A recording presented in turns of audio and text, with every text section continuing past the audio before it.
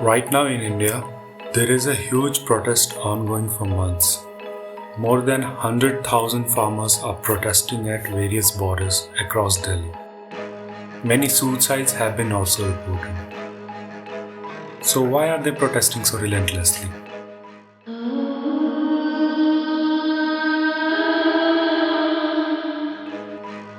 It's because of the new farm laws introduced by the central government, which dramatically changes the agriculture marketing system which worked for more than past 50 years. Earlier, to sell the produce, farmers come to a marketplace called mandi, where private traders buy their crops through an auction, above or at the MSP, which is set by the government, and the traders are licensed by the APMC, which is the board that look after these mandis, and the unsold surplus is bought by the government at the same MSP. Although the majority of the produce in the country is sold to the private traders outside mandis, the MSP still acts as a standard benchmark for the price. The farmers always sought reform in the agri-food industry to safeguard their interest. As there are various flaws in the existing system, private traders often form their cartels and exploit small farmers by conducting unfair auctions. And the MSP we were talking about is not so holistic. According to NSSO data, only 6% of the farmers in the country get MSP, and the majority of the produce was being sold to private traders outside mandis. So what are these new laws? The government introduced 3 new laws. First one relaxes the restriction of purchase and sale outside the APMC mandis. Second relaxes the restriction of stockpiling of crops. The third one focuses on contract-based farming on a written agreement. In combination, these laws create a free market for procuring agriculture produce, but these changes aren't exactly what farmers wanted. So what's wrong with these laws? Farmers' income across India has been declining constantly. If we look at sector-wise GDP in India, agriculture, forestry and fishing combined account for 17.6% share, which sounds very shocking as these numbers are coming from a country where half of the labor force happens to be farming-related workers. On top of that, it has been constantly declining from more than 50% in 1950 to just above 17%. Leaving them at the mercy of free market is not clever. At the time, farmers needed more protection and incentive. The first law, which relaxes the restriction of purchase and sale of crop outside APMC market, this can lead big corporates dictating the terms and prices of the crops.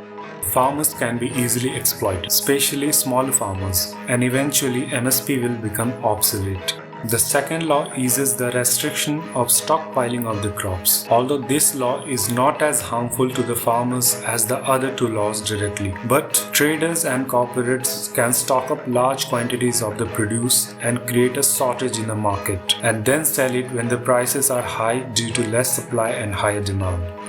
It can be very bad for end consumers. And the last law, contract-based farming, it can be bad for farmers as the big corporates can easily bind farmers in a contract, and the farmers can only sell the produce at the agreement terms and prices for a certain period. And if the farmers breaches the contract, they'll be dragged into legal battle. These laws also remove the ability to sue private corporates in the civil court by farmers.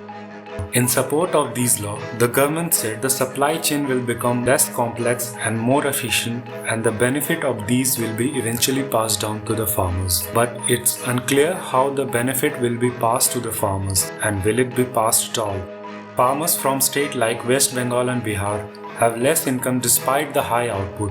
It's because the majority of the farmers have small chunks of land, which results in a high cost of production. The new laws can be helpful to them as they promise of one nation, one market, meaning they'll be able to sell their produce anywhere in the country where they get higher prices. The bill was passed without consultation of any state government, and the way bill was passed in Rajya Sabha was also very controversial. It was passed through voice voting, which is not the ideal way as it's hard to know the exact vote in favor or in against. Those in favor will please raise their hands and say aye. Those against will please raise their hands and say no. I think the ayes have it, the ayes have it, the ayes have it, the motion adopted. The opposing parties demanded to conduct census voting, which is a more fair way to vote, but it was denied by the Speaker of the House. Whereas the law clearly mentions, under no circumstances can the chair ignore the demand for a division vote and go ahead and declare the motion passed through a voice vote. So like we saw in e-commerce, the big corporation could easily create a monopoly by first luring the farmers out of the APMC mandis by giving them a handsome price for their produce in the short term and then exploiting them once they become dependent on them. As the time passes, farmer protest is becoming more fierce. Throughout the country and outside, more and more people are joining the protest by showing their support to the farmers.